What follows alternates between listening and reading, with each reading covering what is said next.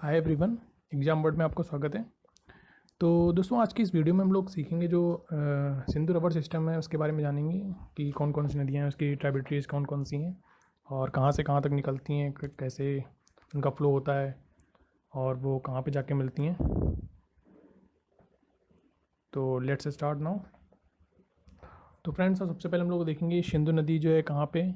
तो सिंधु नदी जो हमारी है वो ये जो येलो से हाईलाइट किया हुआ है, ये इस तरीके से बहती हुई है। ये आप देख पा रहे होंगे येलो में,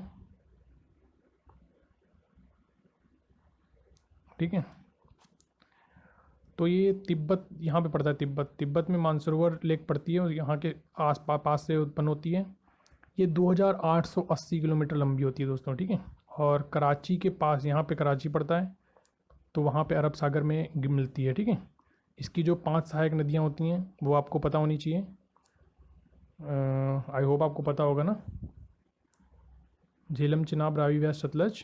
तो इसकी सीक्वेंस पूछा जाता है एग्जाम में। झेलम, चिनाब, रावी, ब्यास एंड सतलज, ये इसकी ट्राइब्यूटरीज हैं, ठीक है। अब इंडिया में कहाँ कहाँ पे मिलती है ये?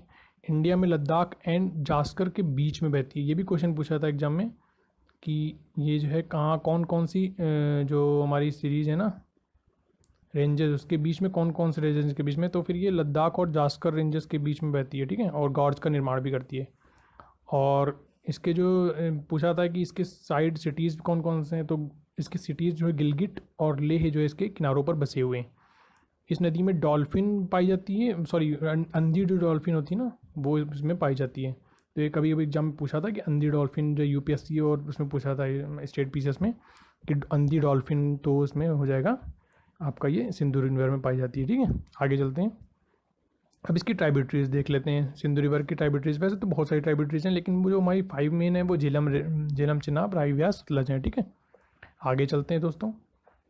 आगे हमारा आता है श्योक रिवर। तो श्योक रिवर आप देख पा रहे होंगे ना, ये ऊपर यहाँ पे है, श्योक रिवर है।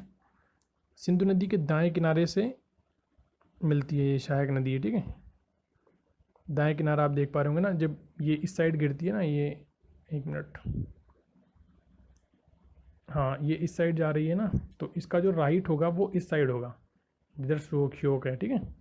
अब ये हमारी रिवर सिंध इंडस रिवर है वो ये है, और इसका जो राइट होगा वो ये होगा।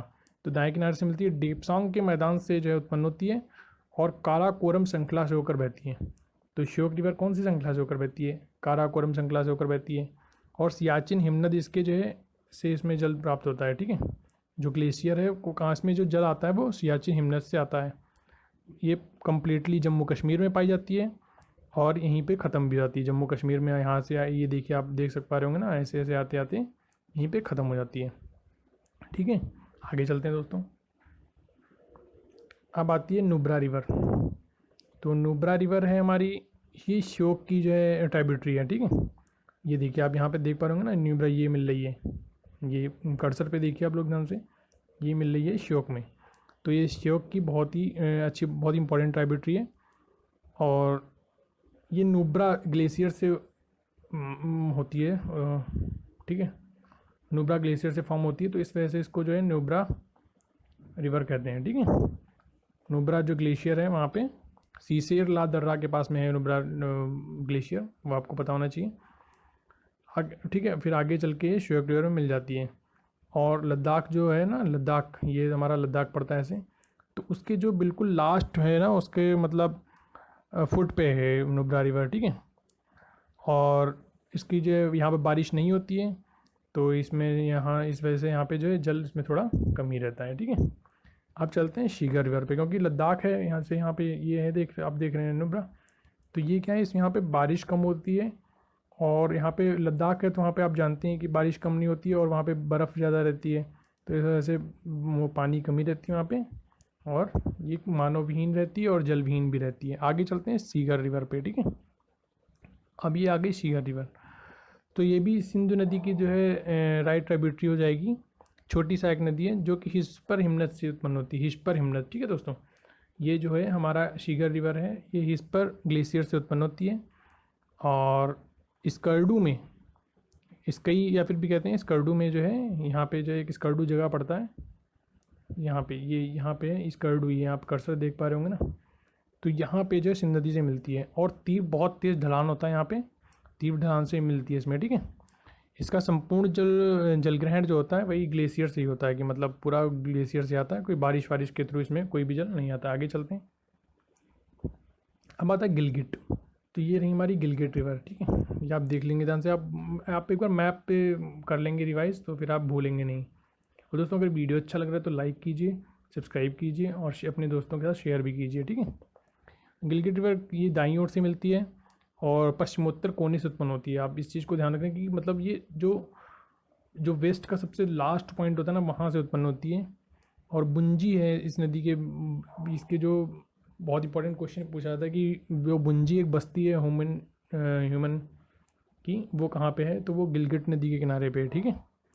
और इसकी जो सहायक नदियाँ जो कौन सी हैं, ये हुंजा हो जाएगी और एक गिज हो जाएगी, गीजर। आप देख पा रहे होंगे ना, इसकी जो है गिलगिट हो गई, इसकी जो ट्राइब्यूटरी कौन सी है, हुंजा हो गई, और ये हो गई आपकी गीजर, ठीक है। ये गीजर रहा और ये आ रही है आपकी हुंजा, ठीक है। आगे चलते हैं। अब चलते हैं हुंजा पे। अब गिलगिट तो हो गया, आप समझ पा रहे होंगे ना, कि देखिए श्योक हो गया, श्योक की ट्राइब्यूटरी होगी न्यूब्रा, और न्यूब्रा की जो है फिर हम आ गए गिलगिट पे, गिलगिट की ट्राइब्यूटरी होगी हुंजा, और हुंजा गिलगिट की और कौन सी, गीजर है। तो अब आते हैं हुंजा पे। तो ये गिलगिट की सहायक नदी है और पश्चिमोत्तर कोने से ये भी उत्पन्न होती है, लेकिन सबसे वेस्ट में जो कौन सी होगी, गिलगिट रहेगी, ठीक है। यह काराकोरम श्रृंखला काट के आगे बढ़ती है और गॉर्ज बनाती है। या भुंजी में ही, जो यहाँ पे भुंजी है ना, भुंजी यहाँ पे बता रहा था मैं, ये भुंजी पड़ता है, तो उसी में जाके मिल जाती है सिंधु की धारा से। और इसे कौन कहाँ से जल मिलता है, ये आप नोट डाउन कर लीजिएगा। चपूर सेन, गुजेराब और सिमसाल महानदियों से, हिमनद से जो है, हिमनद महानदी नहीं, हिमनद से इसको ग्लेशियर्स जो हैं कौन कौन से हैं, चूपर सेन, गुजेराब और जो है सिमसाल से इसको, हिमनद से इसको जल प्राप्त होता है, ठीक है। आगे चलते हैं। आगे पड़ती गीजर। तो ये आ गई आपकी गीजर रिवर, ठीक है। ये गीजर आ गई। तो इसमें गिलगिट की सहायक नदी है, गिलगिट सहायक नदी है, ओके। ये भी पश्चिमोत्तर कोने से उत्पन्न होती है। काराकोरम श्रृंखला, यहाँ पे हमारी काराकोरम पड़ती है ऐसे, तो उसके उत्तर में, ओके। और इसका संपूर्ण जलग्रहण क्षेत्र एक उजाड़ क्षेत्र, यहाँ पे तो पूरा आपको पता ही है कि बलूचिस्तान साइड इधर पूरा का पूरा वही उजाड़ क्षेत्र पड़ता है, ठीक है। और इसके किनारे पर बस्तियाँ तो हैं ही नहीं, वो तो पता ही है। अब आगे चलते हैं। जास्कर दोस्तों, और वीडियोस अभी बहुत ही जल्द इसमें पूरा का पूरा ज्योग्राफी का जो ऑप्शनल के वीडियोस हैं वो अपलोड कर दूंगा, ऑप्शनल के सारे वीडियोस, तो आपको मिल जाएंगे जल्द से जल्द। तो अभी कोशिश है कि जितनी जल्दी हो सकेगा, मैं टाइम मिलती ही मैं पूरा का पूरा ऑप्शनल का कोर्स अपलोड करने वाला हूँ। तो और जो भी आपको चैनल सब्सक्राइब कर लिया, जिससे आपको वीडियोज़ टाइम पर मिलती रहें, ठीक है। अब चलते हैं जास्कर पे। तो सिंधु की दाईं ओर जो है, ये हमारी कौन सी, जास्कर है ना।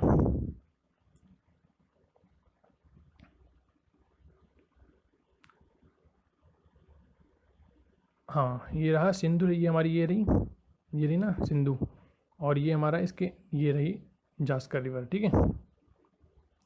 तो इसमें क्या कहता है कि ये जास्कर श्रेणी और लद्दाख श्रेणी के मध्य में है। यहाँ पे हमारी लद्दाख है और यहाँ पे हमारी जास्कर, तो इसके बीच में बहती है, ठीक है। तो इसके बीच में बहती है और लेह के पश्चिम में है, सिंधु नदी से मिलती है। तो हमारा लेह कहाँ पड़ता है, यहाँ कहीं पड़ता है लेह हमारा, ठीक है।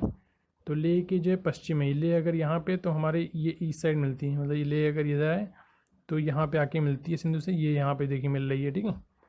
और जम्मू कश्मीर में पूरी तरीके से, और जम्मू कश्मीर में ये ख़त्म भी हो जाती है। अब आते हैं झेलम पर।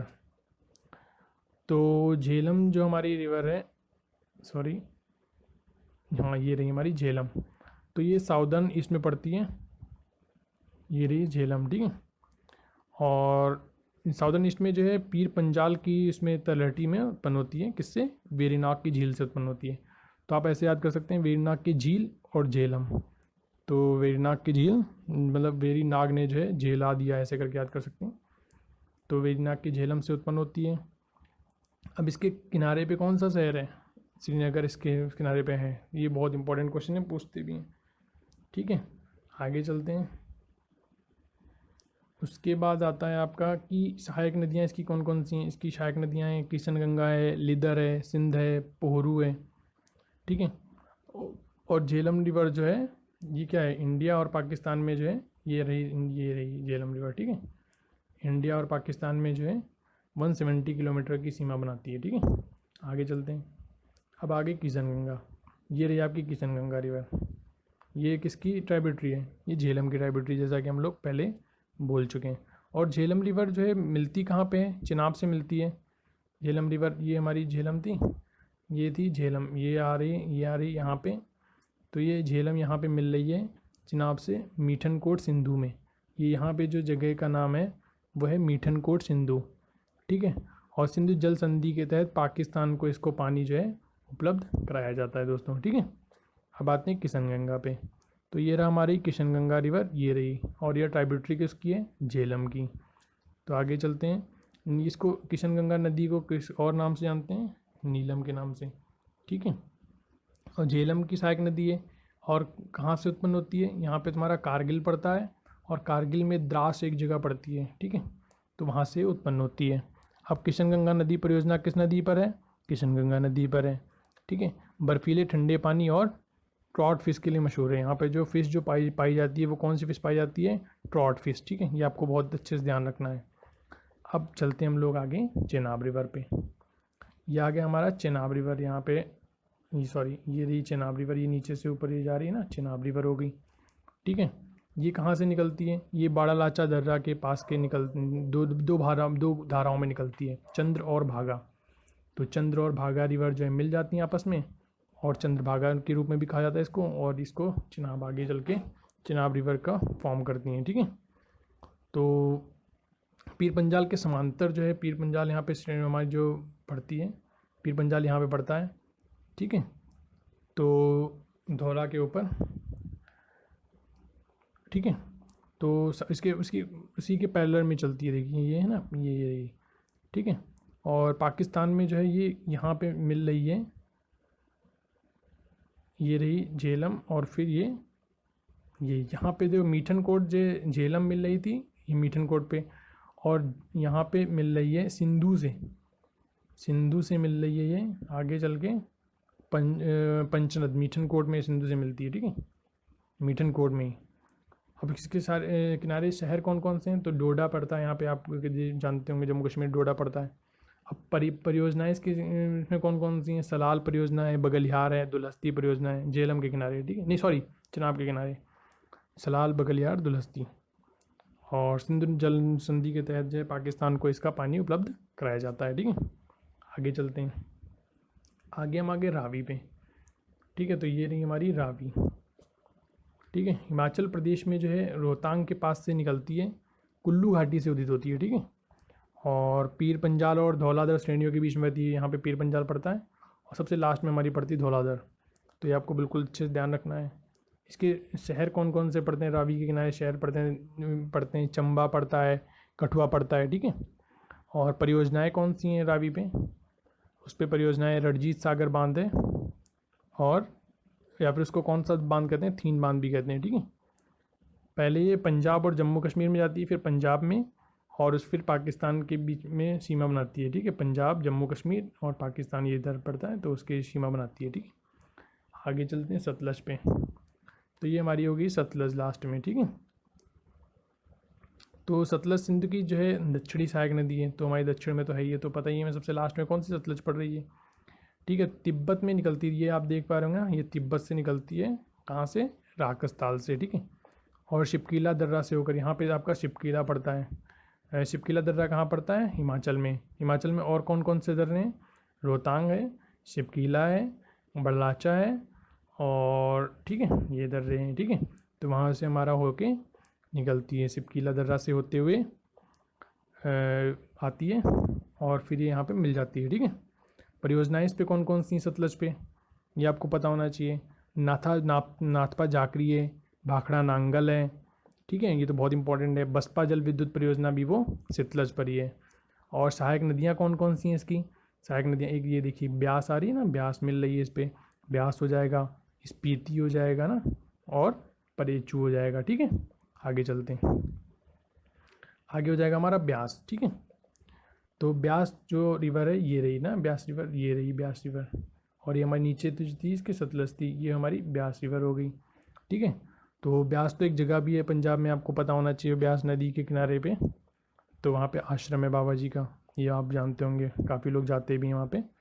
तो हिमाचल प्रदेश में रोहतांग दर्रा के पास के निकट उदित होती है, और कपूरथला के निकट हरिकी में सतलज से मिलती है। तो कपूरथला के निकट, कपूरथला यहाँ पे पड़ता है, तो वहाँ पे जो है मिलती है, हरिके बैराज बनाती है, ठीक है।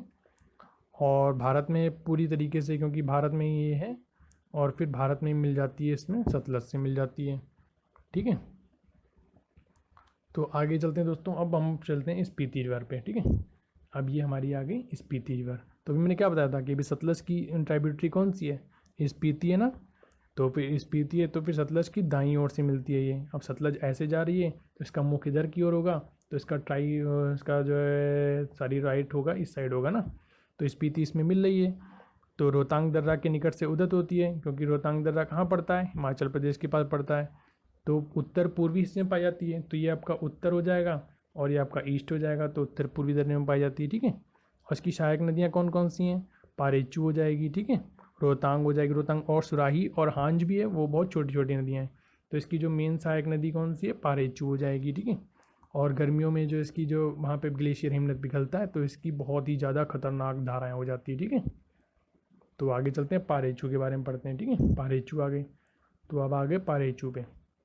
तो पारेचू जो है या सतलज की दाईं ओर की जो है ट्राइब्यूटरी ओर से मिलने लगी, ठीक है। अभी निकलती कहाँ से, ये जो है मोरीरी झील से निकलती है, show Moriri, TSO Moriri, MORI झील से निकलती है, ठीक है। तो तिब्बत से होके बहती है पारेचू रिवर, यहाँ पे दिखाया गया ना, ये छोटा सा ये आ गया पार्ट, ये तिब्बत से होके, देखिए यहाँ पे निकल उदित कहाँ से हो रही है कि ये देखिए यहाँ पे जो है छोटा सा पार्ट दिया हुआ है, ये देखिए आप कर्सर देख पा रहे होंगे ना, ये तिब्बत में आ जाता है पोर्शन इसका, ठीक है। सतलज से फिर मिल जाती है आके, और फिर गर्मियों में इसमें भी बहुत ही ज़्यादा खतरनाक धाराएं उत्पन्न हो जाती हैं, और सर्दियों में ये पूरी की पूरी कम्प्लीटली जो है जम जाती है, ठीक है। तो दोस्तों आज के लिए हम आशा करता हूँ कि आपको समझ में आ गया होगा, और वीडियो अच्छा लगा होगा। लाइक कीजिए, कमेंट कीजिए, शेयर कीजिए। अगर कुछ वीडियो क्वालिटी में प्रॉब्लम है तो उसके लिए सॉरी, और सब्सक्राइब ज़रूर करें। Thank you friends.